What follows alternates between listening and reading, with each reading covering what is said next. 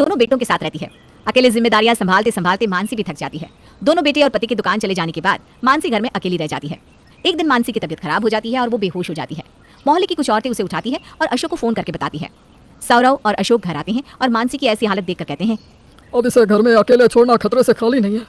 हाँ पापा, हमें मम्मी के पास किसी न किसी को तो छोड़ना ही पड़ेगा। तुम दुकान जाओ, मैं देख लूंगा तुम्हारी मम्मी को। सौरव वापस दुकान चला जाता है और अशोक मानसी से कहता है, अब बहू लाने का वक्त आ गया है मानसी। तुम्हारी जिम्मेदारियों के साथ साथ तुम्हारा अकेलापन भी बांटेगी वो। हाँ जी, मैं भी दादी बनना चाहती हूँ।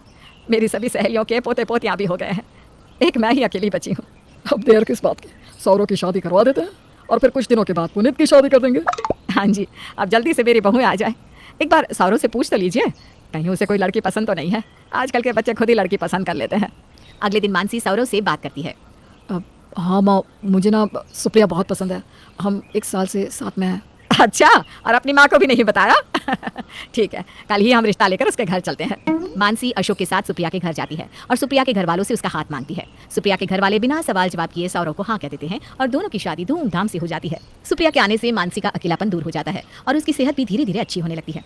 एक रोज मानसी सौरव से कहती है, बहू बहुत अच्छी है, बस इसी तरह की बहू पुनीत के लिए भी मिल जाए तो मेरा घर पूरा हो जाएगा। माँ, सुप्रिया जैसी तो कोई नहीं मिलेगी, आखिर तुम्हारे बेटे ने बड़ी मुश्किल से इसे ढूंढा है। दोनों हंसने लगते हैं। सुप्रिया और मानसी की आपस में अच्छी बनती है। सुप्रिया मानसी का पूरा घर संभाल लेती है। दिन यूं ही बीतने लगते हैं और इसी तरह सुप्रिया की शादी को 1 साल हो जाता है। मानसी सुप्रिया से कहती है, बहू मुझे दादी बना दे अब। जीते जी अपने पोते का मुंह देख लो। मम्मी जी, पहले पुनीत की शादी हो जाए, तब घर को संभालने के लिए मेरी प्रेगनेंसी के वक्त कोई तो रहेगा। हाँ ये भी ठीक है, पुनीत की शादी के लिए लड़की देखते हैं अब। अशोक और मानसी पुनीत के लिए लड़की देखने लगते हैं और पुनीत के लिए पलक को पसंद कर लेते हैं। दोनों की शादी हो जाती है। जैसा मानसी सोचती है, पलक उससे ठीक विपरीत निकलती है। पलक आते ही घर का माहौल बदल देती है। एक रोज मानसी सुप्रिया को कुछ पैसे देते हुए कहती है, बहू ये ले घर खर्च के पैसे, आज से घर चलाना तेरी जिम्मेदारी। एक एक खर्च का हिसाब लिखना और कोशिश करना कि कुछ पैसे बच जाए। वैसे तो मुझे भी पता है कि मेरी मानसी बहुत समझदार है। मानसी के मुंह से ये सब सुनकर पलक टमक उठती है और कहती है, क्यों, मैं समझदार नहीं हूँ क्या मम्मी जी? घर की खर्च भाभी देखेगी, अब क्या हर छोटी बड़ी चीज मैं भाभी से पूछ पूछ कर करूंगी?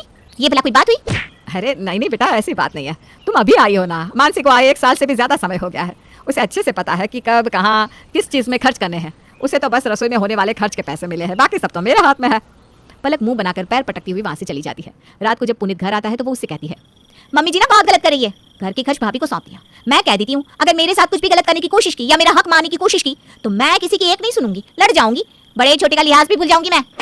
अरे तुम कैसी बात कर रही हो? माँ कभी किसी के साथ गलत कर ही नहीं सकती। भाभी बहुत अच्छी हैं। तुम अभी घर में सबके साथ घुलने मिलने की कोशिश तो करो, बाकी सबके बारे में दिमाग मत लगाओ। हाँ भला तुम क्यों बोलने लगी मेरी तरफ से?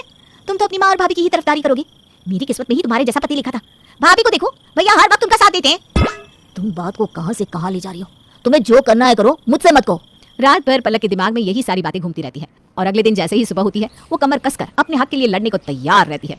सुप्रिया अशोक और मानसी को चाय देती है और मानसी के साथ घर खर्च के सामान लिखने लगती है। इतने में ही पलक आती है और सुप्रिया के हाथ से कॉपी छीन लेती है और राशन का पेज भी फाड़ देती है।